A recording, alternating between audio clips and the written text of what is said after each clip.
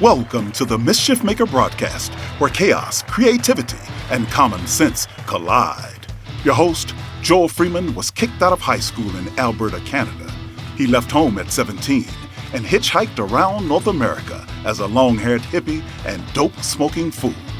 He made a 180-degree change, becoming one of the first chaplains in the history of the NBA. As a professional speaker, Joel has traveled to well over 55 countries. His many books have been published in 28 foreign translations.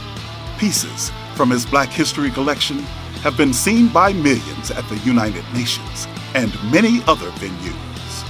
And now, the Chief Mischief Maker himself, Dr.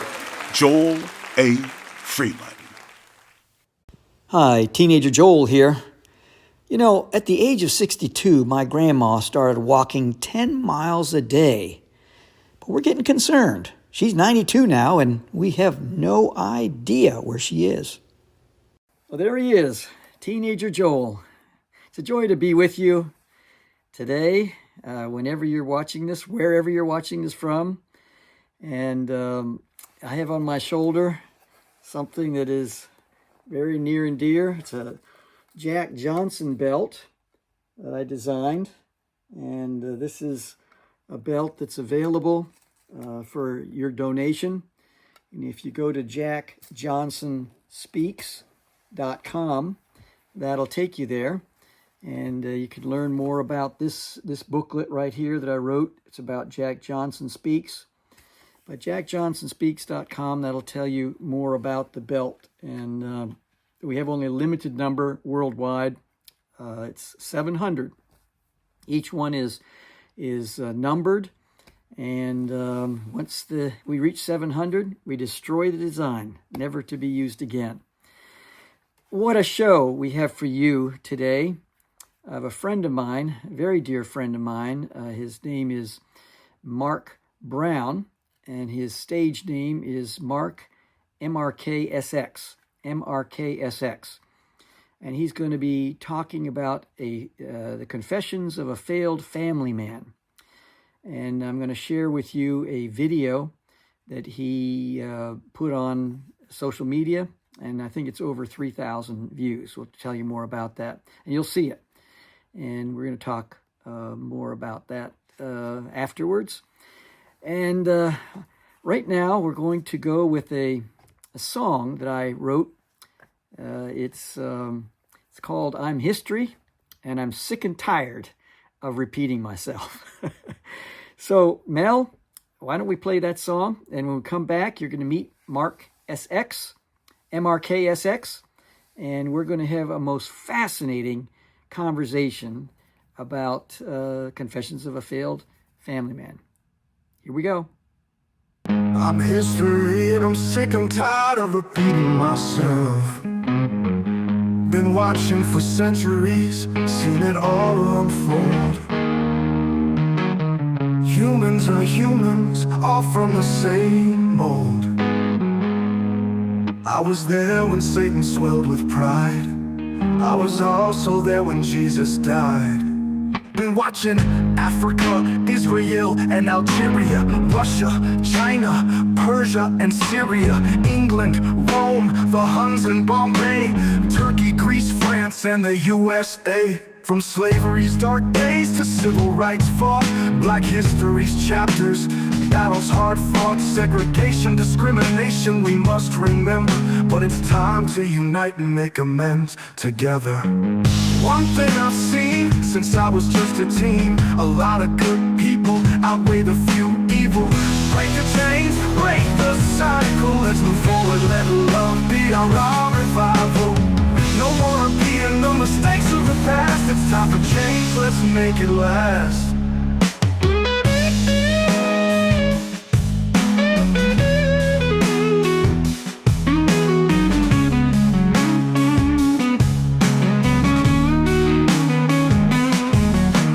Tired, let's break free and embrace uncomfortability. No more ignoring, let's heal the divide. Learn from our past, let love be our guide. In America's story, chapters filled with pride, but also deliberate acts of shame we won't hide. Native land stolen, oppression and pain. It's time to acknowledge, it's time to reclaim. From the Civil War to battles for justice and peace, the fight for equality will never cease. We can't erase the past, but we can grow. Let's build a future where the truth will glow. I'm sick and tired of repeating myself, but hope lingers on. It's time to delve into a world where history's lessons we've learned. Let's rewrite the future, let humanity be heard. Break the chains, break the cycle, let's move forward. Let God bring revival. No more repeating the mistakes of the past. It's time for change, let's make it last.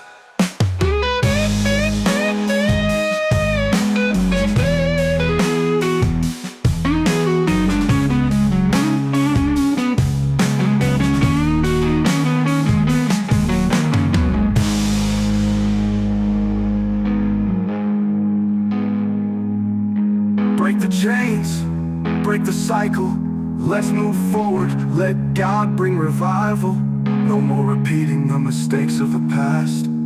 It's time for change, let's make it last.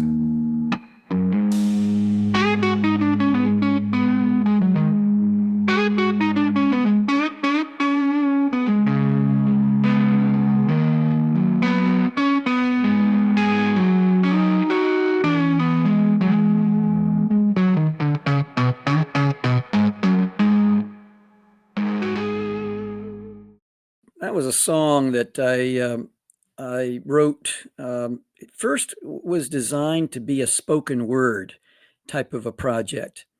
And then what happened is I began to, the lyrics that began to take on music, and it all became a song. So we have both versions of that available. We have with us MRK SX. Name is Mark Brown, but we're going with MRK SX so that he's more easily found on the internet. But any time that you want to get a hold of anyone that we have on the show, just go to the QR code above or go to chiefmischiefmaker.com, and that'll take you to the whole panoramic view of the show. Why do we call it the Mischief Maker Show? What's the definition of a mischief maker? And all that kind of stuff that involves inquiring minds. It's all there on that website. So before I officially introduce MRKSX, I want you to watch a 3-minute video that I think has had well over 3 million views on various platforms in total. And it's called Confessions of a Failed Family Man. And we're going to talk a little bit about that this evening and some other aspects on the show today. And we welcome all the viewers from all around the world. And here we are. Let's play that video right now.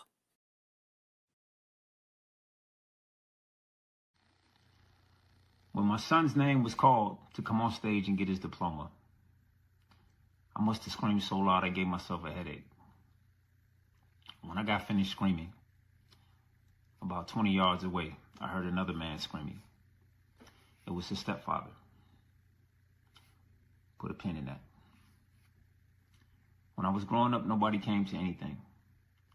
When I wrote the play for Christmas Addicts, in which I starred in 3rd grade, nobody came. When I graduated basic training, nobody came. When I was in Japan, I offered to buy plane tickets and to put people in hotels and show them around. For the 10 years just about I was there, nobody came. So I made a conscious decision when I had children to make sure that I would be there for everything, that nothing would be too small, because I didn't want them to feel that. I wanted them to know that they were special enough for somebody to take time to just simply sit and be there and watch them. They have a stepfather. He's a weightlifter, bodybuilder. It has inspired my older son to do the same. He's a jiu-jitsu master. It inspired my youngest son to be in the martial arts. He's taken them around the world. He's fished with them. He has hunted with them. He has gone hiking with them. They love him very much. On the day in which my son graduated high school with a 4.6 full ride and a full ride to Georgia Tech, this was the day that I have been dreaming of. And it was here. And I had to share it with that man.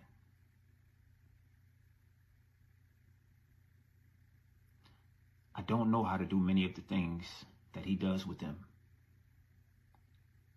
And I am so grateful that they have him.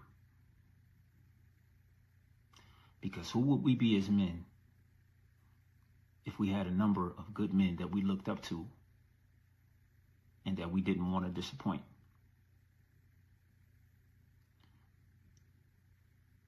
Thank you, Brandon, for being in my kid's life. Much love to you, bro. I'll see y'all tomorrow.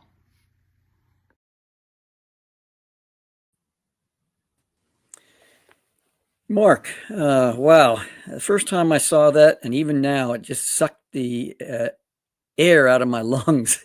Just your honesty, your transparency, your vulnerability to put something like that, just to even think about that and to put it out like that. What's going on inside of you right now as you watch that again? It feels like the day I did it. That was probably the fourth video I did in that series. I had been doing these videos called Confessions of a Failed Family Man.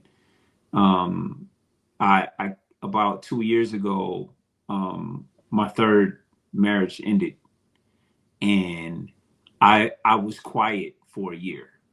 I didn't say anything publicly.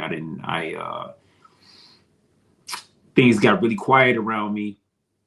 And then when I came back to life, when I relaunched all my pages and everything, it was like my life was frozen in time. It was all of the photos from my previous marriage, like everything was still there. And as I was going through those things, deleting each photo, each video, preparing now to be who I would be moving forward, I had to walk back through my life, and in doing that, erasing it one video, one photo at a time from, forward all the way back. There was a competing narrative because I was seeing all of this joy and all of this happiness, but I wasn't feeling joy, and it was like I was looking at a stranger. And I say that as in context to this time, right? I was just feeling very open, very vulnerable. And it had become very clear to me that my children's stepfather was a magnificent role model for them. And in a parallel universe, we'd probably be friends. Right. Like, I mean, like he's like a good guy. He's a really solid guy. And it was at so the thing that led me to make that video wasn't that story. The thing that led me to make that video was at a jiu-jitsu tournament. I was watching I went to go see my son. My son's 14 and he does jiu-jitsu. I didn't even know Brandon influenced him or inspired him to do that. I had no idea. We've been taking him to practice for years. I didn't know it was Brandon that got him into it. The reason why I found out was because I thought his dojo sponsored a mat at this tournament.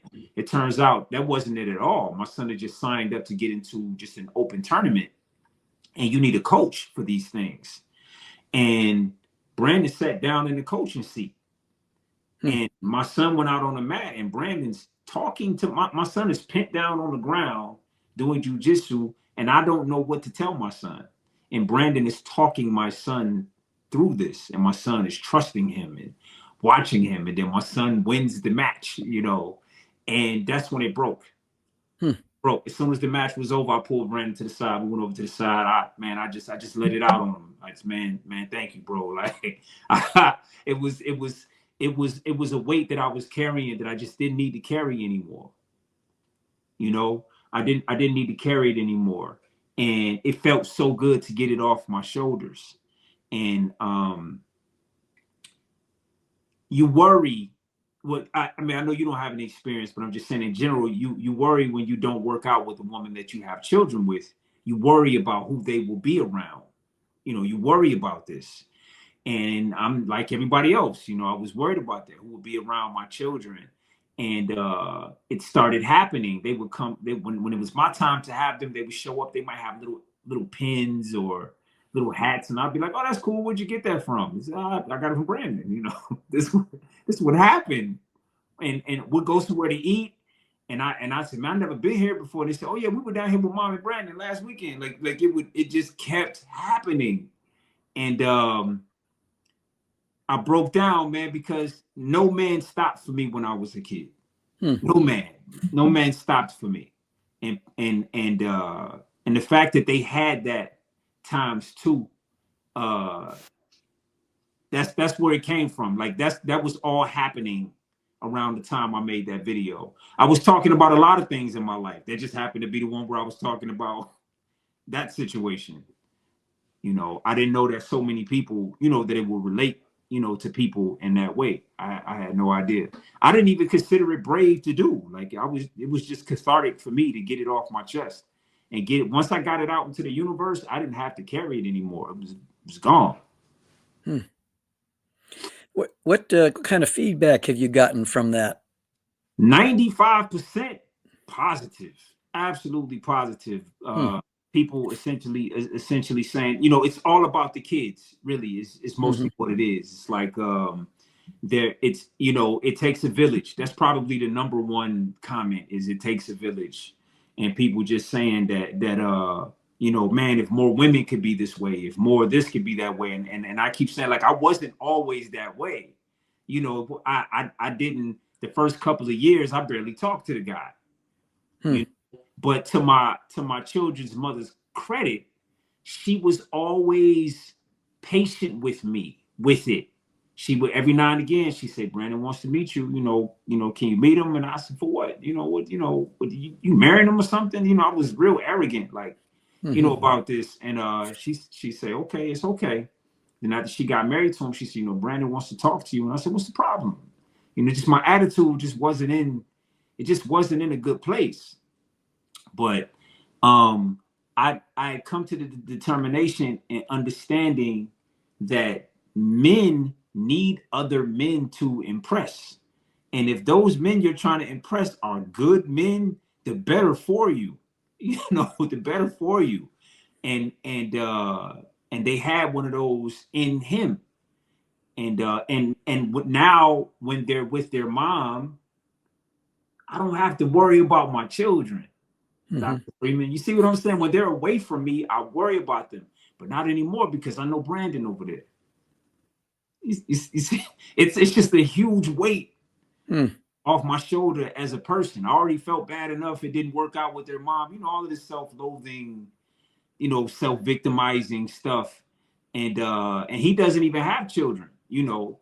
And when he and I finally had that conversation, and we've had, you know, subsequent to that, other conversations, he's, "Man, I've been waiting to talk to you." You know, he's really open, like, "Man, I've been wanting to talk to you. I want to do this right. I don't want to step on your toes. I don't want," you know, he was very forthcoming and really, you know, we had a situation recently where he, you know, typically it would be my children's mother that would reach out if it was any like discipline situations. Now he hits me directly. He said, "Hey man, I'm having this issue. You know, you think we could talk?" Absolutely. You know, it really is a beautiful thing, man. Really, it's really, really cool. It's really, really cool. And then my son, my youngest son, he sees us all as a united front. You know, we are his people. You know, and we're doing everything we can to make sure he has the best possible chance that he can. And he's taking advantage of it, man. Just like my older son did. You know, he's taking advantage of it. We have some, let's see, Jason is saying, I'm very active. I'm a very active, loving step parent, and the kid's biological father always talks against me. He is interfering with my adopted family. Any suggestions? Man, humility. Understanding that man is a person and he's dealing with unhealed trauma. And he's most likely using his ego to deal with that unhealed trauma. Look, man, we just people, right? Like, if you can for a second figure out how to have compassion, like, knowledge and understanding comes before the compassion. Like, my yeah, that would be my advice. It's humility, and try to have compassion for this guy's situation. Like, I know that it's probably really irritating, but those children are really watching how you respond when his name comes up, when they mention him. Like, they're watching, they're really watching. The energy shifts in the room. Like, if you have a problem, you got to figure out how to. You have to understand, all you know about this gentleman is all you know about him. There's more to him. It's not just that. He's got a whole story, and don't be afraid, especially if you love that woman and those children, man, don't be afraid to come in peace. Maybe you got to be the one to do it. Hey, listen, brother, can I just talk to you? Hey, look, I'm a man too, bro. I just want you to know I love your children. Like, humility is a superpower, man. It really is. Like, it really can't act as a superpower. Now, thank you, Jason. Thank you, Jason, for that question. So when it comes to putting something like that out into the internet, do you ever have any thoughts of, wow, maybe I was a little too vulnerable? Is that too much? Yes. Any of that kind of? Absolutely, because my content typically gets but prior to that, couple hundred views, something. I it's no way in, like, no, like, nobody knows their stuff's gonna go viral. Like, nobody. No, yeah, nobody. There's no, you put it up there, it does what it does, and I watched it. I watched it in amazement. You understand? I watched it in amazement and it's still going. Like, how this thing just took off, and okay, all right, and there it goes. And to me, it's like, look, maybe it's a little drop of goodness in the world. I'll take it. If that's what, a lot of people know me for, I'll take it. Awesome. So using the term "a failed family man," talk to me about the word "failed." Sure. So as a family man, as a leader of a family, I have failed at their job 3 times. Due to a lack of mentorship, taking shortcuts, being a coward, lack of accountability. It just kept happening. I've had 3 sets of families, and in each family there were children. Now, only in with my 2 sons, those are my only biological children. With the one, but the first marriage I was in, there was a child in that relationship. It wasn't my child, but that child had to watch me walk away. My children's mother, those children had to watch me walk away. I was married again. Those children had to watch me walk away. I was the man of 3 houses. And all 3 times I left the woman behind with children. And so that's why I call it failed family man. A lot of people mistook it for me saying I'm a failed father. I wasn't intending to make it seem like I was a failed father. It's me at the actual job of leading a household, at the actual job of providing and protecting and nurturing a family. I failed at those jobs. The whys I failed at the job is another thing, but I just did. I own it. Like, it's what happened. It was a job and I failed. I got you. Okay, Jason's back again. He says, I only say good things about their biological father to my stepkids. He refuses to reciprocate. even though there is nothing I wouldn't do for them, while he does little or nothing. Cash in on the children, man. As long as the children come out good. I mean, listen, it was always a dice roll when you put yourself in a position where you got into a relationship with a woman that had children. It was always going to be a dice roll. It was never not a dice roll. It never was. Luckily for them, luckily for the children, you are this way, right? And I don't know you or them, but I'm sure they're better because of it. They're from a broken home as it is, but they have the pleasure and delight of having you, love on them. And what that man does with his own mind and his own pain journey, man, that has nothing to do with you. He has a whole life and a whole breadth of experience. What's happening with his children and you, that's just a little sliver of it. Like, so please understand, people come from somewhere. They don't just show up, in pain. They come from somewhere. There are things that make them think that way, experiences you don't know about. You probably unknowingly filter a lot of what you understand about him through your wife. How could you not, right? Like, you probably know the bulk of what you know about him through her. It's not like you guys are friends or whatever. And if you've ever talked to a woman that broke up with a man, I've not talked to many women that have great reports about their exes. I haven't. I mean, maybe others have. It's not a commonality, you know what I'm saying? Now, how has your definition of being a good dad changed over time? It changed when I learned presence. Is that the most expensive thing I have to offer anyone is my attention and my presence. And I offer that to my children. I'm there with them, whether it's in the car, in the room, at the game. I'm with my children. I lock in on my children. I'm interested in my children. When I can't, I say I can't, and I am there with them. They are firmly aware that I got a job, and it is to get them to manhood. After that, my understanding is that I become a consultant. This is what I'm told. I have one in college, but I'm told that it graduates to consultant, Yeah.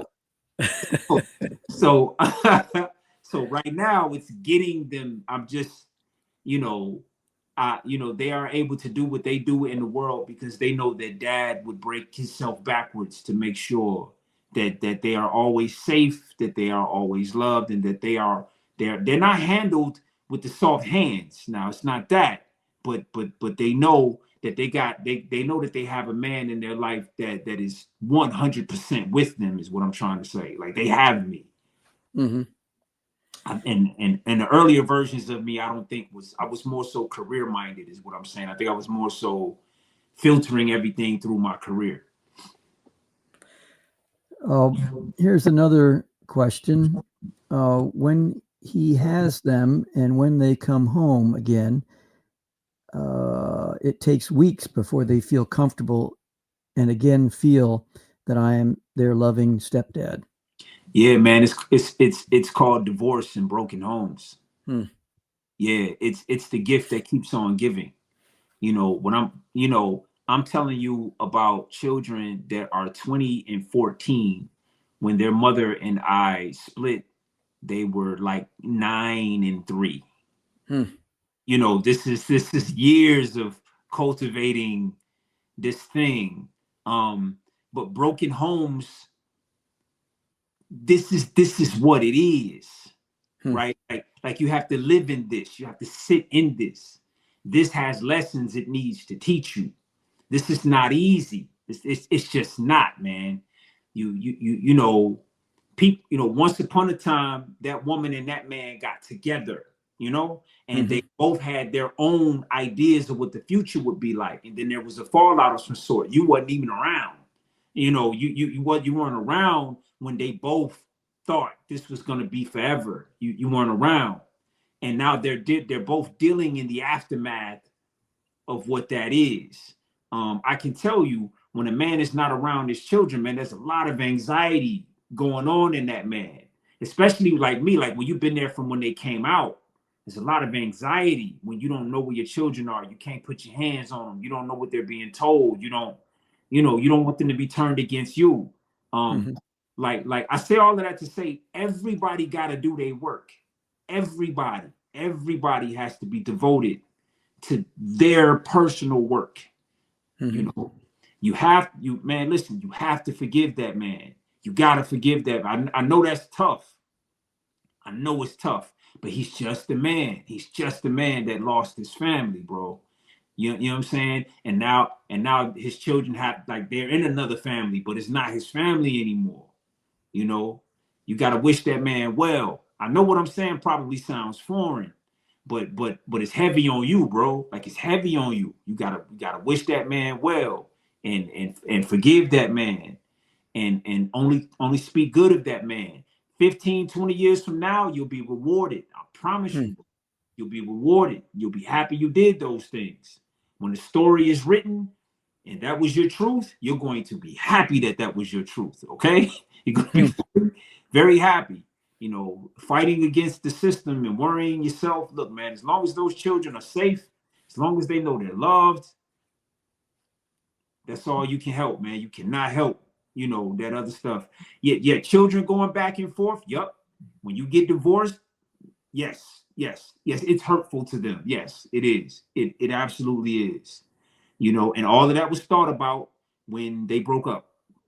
But they decided breaking up was better. I'm not, it's no judgment. You know, I did it too. I'm just saying, you know, if people want to keep families together, then they'll keep families together and they'll avoid this. You know, but when they don't, I did it. Once again, I did it. But when it happens, hey man, this is part of it. It's part of getting in a relationship with a woman with you. I'm a single man now. I'm getting to know a woman with the child. You know what I mean? It's like, I don't know what's going to happen with that, you know? I don't know. I think it'd be okay, but who knows? You know, you're dealing with people and their children and their heart, bro. Like, it's a lot to it. Wow. Folks, we're gonna take a break. When we come back, Mark, I want to ask you about your relationship with your father and how that informed everything. But one of the things that the people don't perhaps know about you, but if they check you out, you're a songwriter and a performer, producer, and very creative. I mean, I can go on and on. You've done some incredible stuff for me and for another project, Black History 365. But we're going to take a break right now. We're going to hear a song that MRK SX wrote and performed called the Rosetta Clone. So let's go to that right now.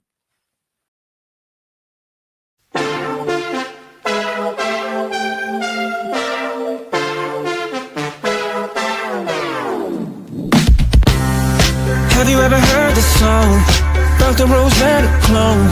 He started as a Rolling Stone, broke up and went out on his own. Rap star wherever he roams, with the face of the Rosetta Stone. Yes sir, I can sing whenever I want to sing. If I like that song, well now it belongs to me. And I can fix whatever I want to fix. Solving problems has offered me my stardom. Hey, there's a new guy in town. That is till word gets round. He's the chip of the old block, sold out shows whenever he's inbound. Said if you don't know his name, I bet you know his songs. As soon as I sing them once, you too will sing along. Imagine there's no hieroglyphics. Imagine. I'll bet you couldn't if you tried. I bet you couldn't. When you read like me, sky's the limit. Haha. Because Demotic and Greek is the reason why. Me. Have you ever heard the song? Yes, you have. About the Rosetta Clone. That's me. He started as a Rolling Stone, broke up and went out on his own. That's right. Rap star wherever wherever he roams. That's right. With the face of the Rosetta Stone. Sing along. I can do what I wanna do, what I want to do, and it's gonna be a bold discovery. Yeah. I can solve whatever I want to solve. I can take my time, be patient. I can give my all. No, he's never won any awards, but he's number one and adored. Hard like granite on the inside. Some fly high, but he just slides. A true underground story, filled with the guts and the glory. Emotional songs you can feel to. Food for the broken-hearted to heal to. One is the loneliest number you'll ever view. I may look like another stone, but this pebble's just for you. CLONNE. Find out what it means to me. The world's greatest impersonator is him and him is me. You're welcome. Have you ever heard the song? Yes, you have. About the Rosetta clone. That's me. He started as a Rolling Stone, broke up and went out on his own. That's right. Rockstar wherever he roams. That's right. With the face of the Rosetta Stone. Sing along. Sir, I can sing whenever I want to sing. If I like that song, well, that what belongs to me. Give me that. I can know whatever I want and whatever I want to know. I love curiosity. I'm so curious. You know it's the key. Question. Have you ever heard the song? Yes, you have. About the Rosetta clone. That's me. He started as a Rolling Stone,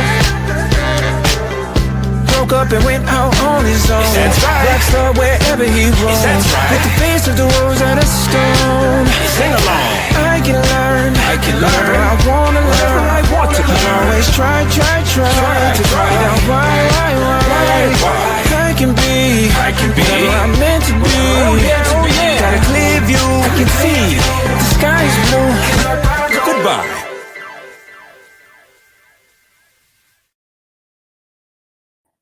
Well, there you have it. Man, that song was so fun to make, man. That song was so fun to make, man. Oh, man. That was incredible. It's brought to you by our sponsor, the Rosetta Universe, and Mark SX, MRK SX, wrote that, produced it.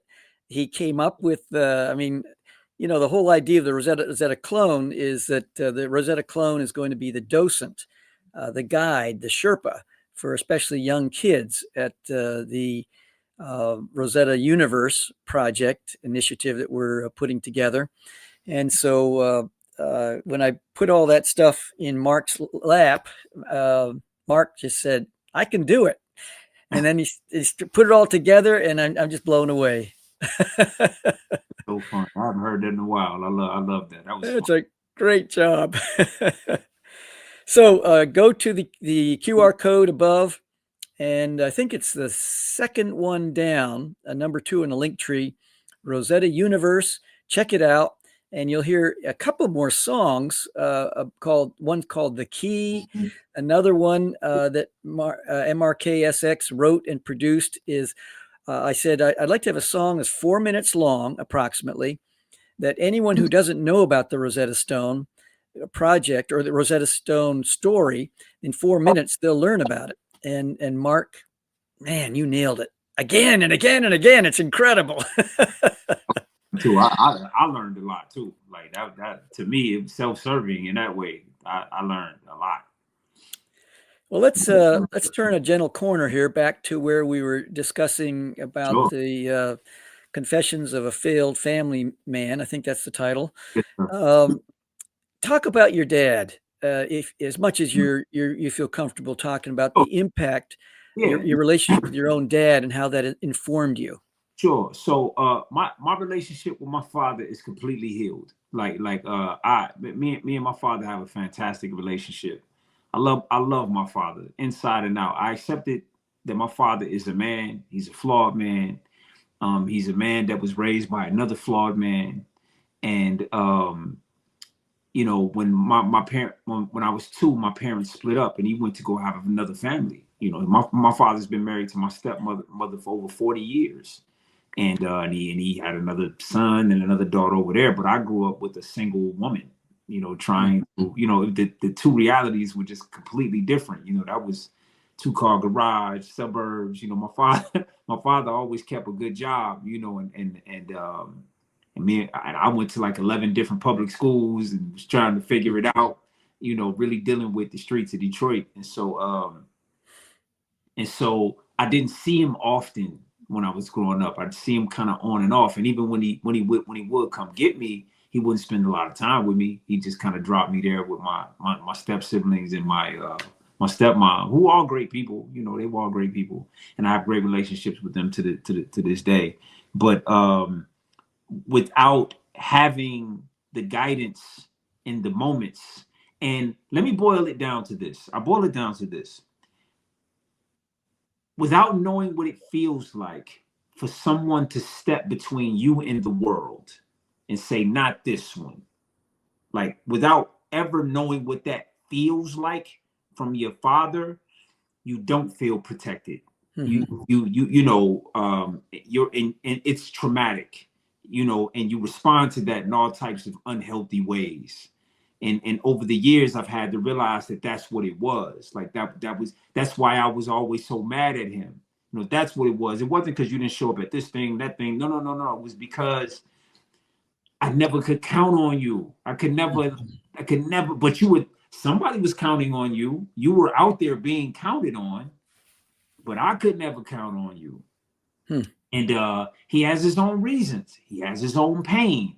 You know, he has his own story. He has his own relationship with my mother, right? And they had a love story too that failed, and it caused him to make the decisions that he made with the tools that he had to work with at the time. And so, you know, because he had his own family to concentrate on, months or even years could go by, and he, you know, we wouldn't have any contact. He's busy. He had a family, you know, and I'm bouncing around the city, man, trying to figure life out. And so, yeah, I did resent him. I did have problems. But a friend of mine named Derek, man, one of my best friends, lost his father when he was like 9. And after arguing with my father one day, Derek told me, he said, man, I wish I had my father, man. And that was the turning. I spent the next 15 years kicking that pink elephant out the room. Like I spent about 15 years. It was messy, man. It was messy. Me and that man looked at each other and cried a lot of times. You know, we went through it. You understand? But we got through it. And I could call my father right now, and he would answer the phone with pleasure in his voice. Hey, son. You know, I can't tell you how that feels. You know, like I got a father now. Like I got a dad, man. He helped me with something last week, you know, and I just call him. What's up, Pop? What's up, son? I just, hey, man, this is what's going on. I always wanted a dad. I'm telling you, man, when I speak on that forgiveness, when I talk about, like, it's some serious business, man. It's really serious. People are just people, man. They're having these human experiences. They mean well. I swear they do. They mean well. They just don't know how to get there, man. They just don't know how to get there. And your anger ain't helping. You know, and mine wasn't either. Like my anger, my unforgiveness, it wasn't helping. So I'm comfortable sitting in the fact that no, my father wasn't really there for me when I was growing up, but he's there for me now. And that's gonna have to be good enough. You know, and that's all right. Do I shed a tear from time to time when I'm doing things with my sons and I say, man, I wish I could have looked out in the crowd sometimes and seen my father? Yeah, it happens. But this is what happens when you break up homes. Like, man, this is part of it, man. I hate to say it that way, but it's true. This is the gift you give your children when you break their home up. It lives with them. They can go off and be great people, just like I went off and became a great person. But it lives with you, man. It's in there. It's in there. You can never totally rip it out. Like it's a little pain that belongs to you, and you just kind of have to nurse it. And you know, you have to be that little kid's father for them. Like you got to do it. You know.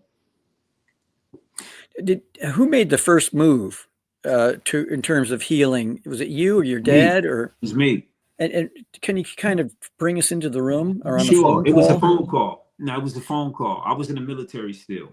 And I called him on the phone, and I said, hey, listen, I can almost tell you verbatim what I said. I said, hey, listen, Dad, if you want a son, I want a father. Huh. What a great opening. Wow. And That's so powerful. And so if we can just like agree to make that the main thing, let's just like grab that and hold on to that. Let's grab that. And I'll hold on to mine and you'll hold on to yours. And that's what we did. You know, it took years to iron out because he had a lot of frustration about my mother. He didn't have access to my mother, you know, so all he had was, I was like, he was having a proxy war through me, you know, with all this pent up, you know, he wanted that young version of him to be understood. But that issue of him wanting the younger version of him to be understood has nothing to do with me. It ain't got nothing to do with my mother. That's his thing. But if I wanted a father, I had to sit in that. I had to sit in it with him because I wanted a father. So I sat in it with him. I sat in it with him, man. I would call him from time to time. I said, you know what, Dad? I was thinking about that 19-year-old kid you was. I'm serious. I used to call him and say that. I was thinking about that guy, man. So he used to have that Thunderbird, right? And he said, yeah, man. I said, man, that guy was all right, man. He ain't know what he was doing. He ain't know what he was doing, Dad. And sometimes, man, he'll cry. You know, I said, man, it's cool, man. I love you, man. It's all right. You know, I wore it. I wore it with him. I wore it for him. I said, man, come on, man, let's go. I don't know how long I'm gonna have a father. I don't know. But whatever's left, I want it. I want every drop. I want all of it. Was it how long a period was this? And to, I guess, speak to somebody who out there who's has a fractured relationship with their parent. I think it's what are some insights and wisdom?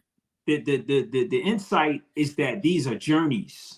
That's what these are. These are journeys. These are not destinations, man. These are journeys. And pain is illogical. Pain don't work off logic.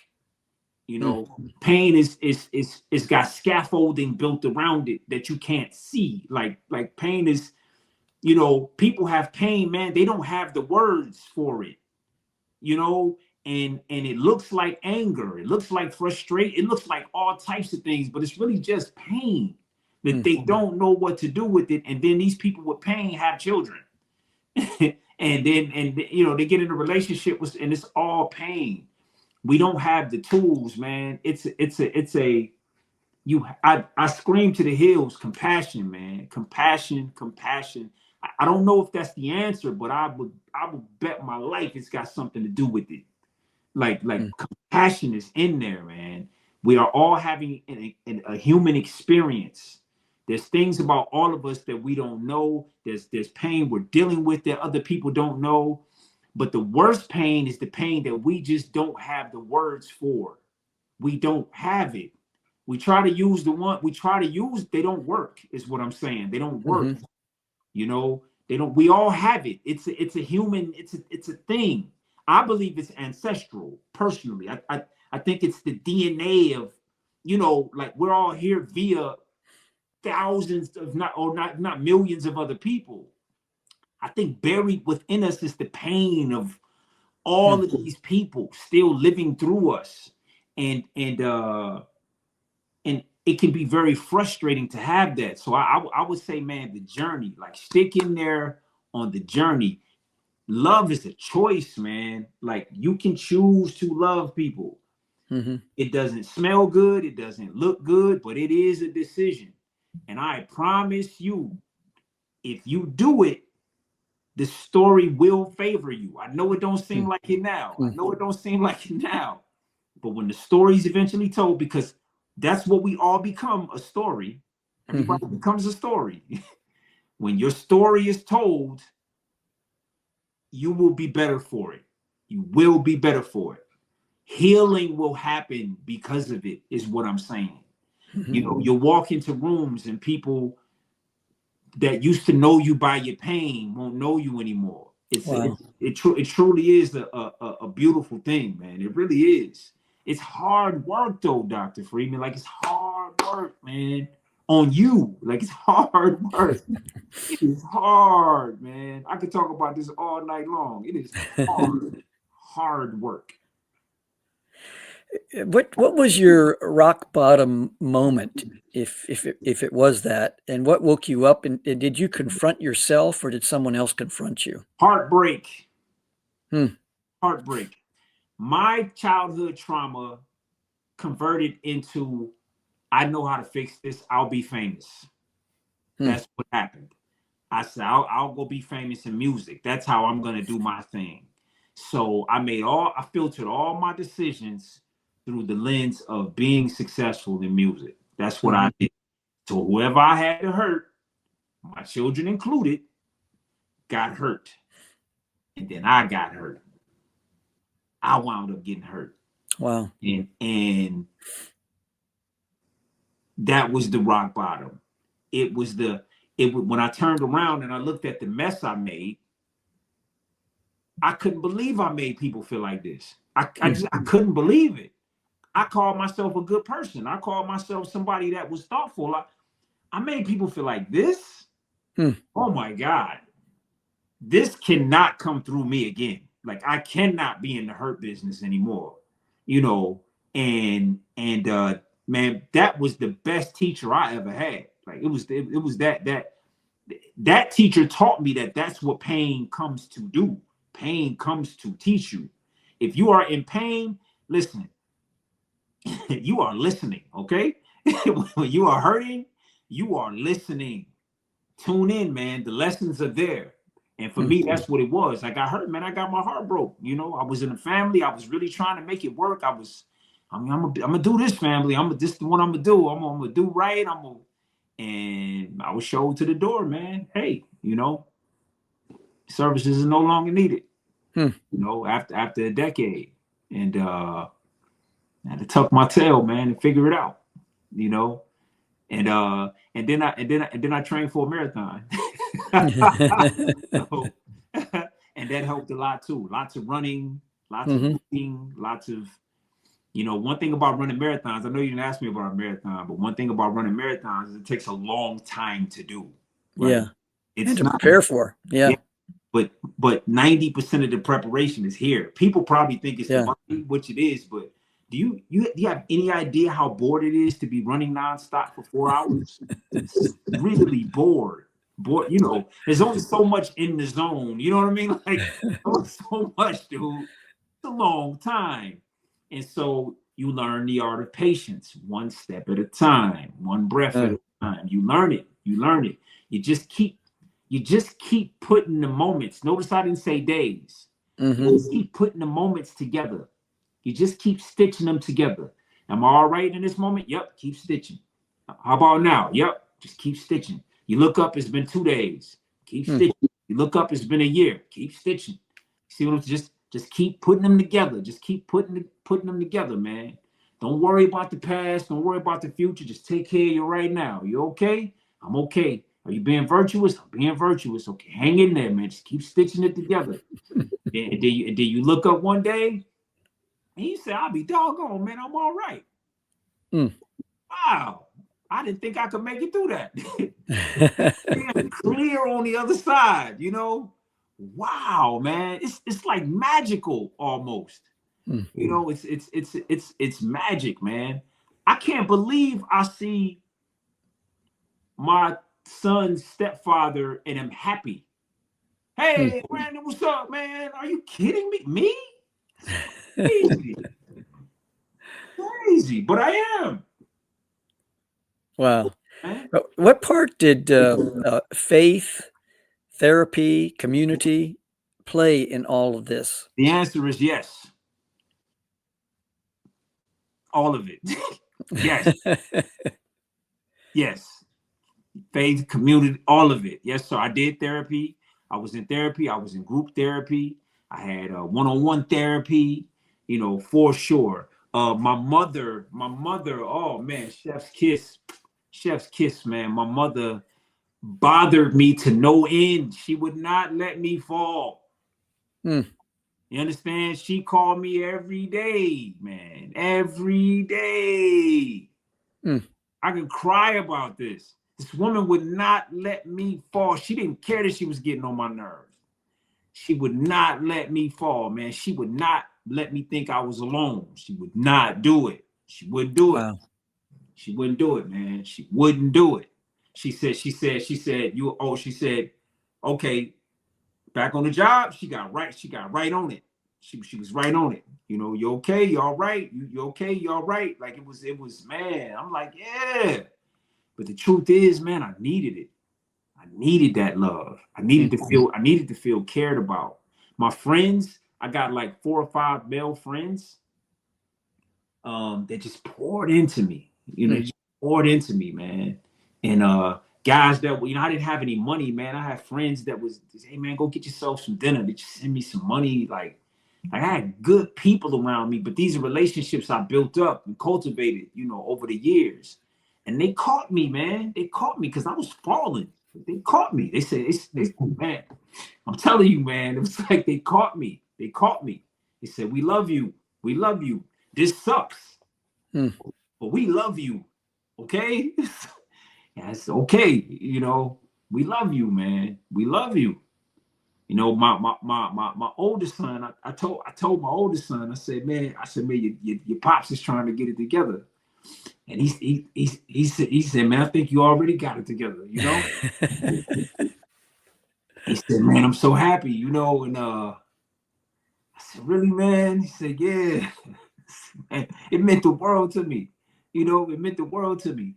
That victim is, he's in there, man. He's in there. He's talking to you. It's over. You know, he's there. He's talking. He's loud, too. He's loud. He's really loud. And the people around you, man, they slap the victim out of the way. They say, no, you're okay, man. We love you. We love you. We love you. It's okay. It's okay. Cry. You want to cry? I've had friends, man. I've cried. I've called them screaming. They just listen to me. You know, just sit on the phone with me. You okay? Yeah, man, I'm all right. You know, back to it. You know, yeah, man. It's real. It's real. I am on the other side of it, though. Like, I'm over here now, man. And it's beautiful over here. It's beautiful over here. Mark, we've got about 45 seconds left. But if you could, what would you say to your younger self? No need to be in a rush, bro. No need to be in a rush. You ain't going nowhere, man. Wow. Well, thank you so much. We have someone, Pauline says, great show. I have the most wonderful husband and stepfather to my kids, and their biological father took 5 years to accept my husband and appreciate his care and love for his kids. Thank you, Pauline. Thank you, Pauline. Mark, I can't tell you how much I've appreciated this. Your vulnerability, your honesty, your transparency, it's breathtaking, and it's wonderful. It's a beautiful thing. Thank you, sir. You have just experienced another episode of the Mischief Maker broadcast. Hit the subscribe button. Connect at chiefmischiefmaker.com. Thanks for coming along for the ride. And hopefully, you are now a bit closer to becoming a mischief maker in your part of the world.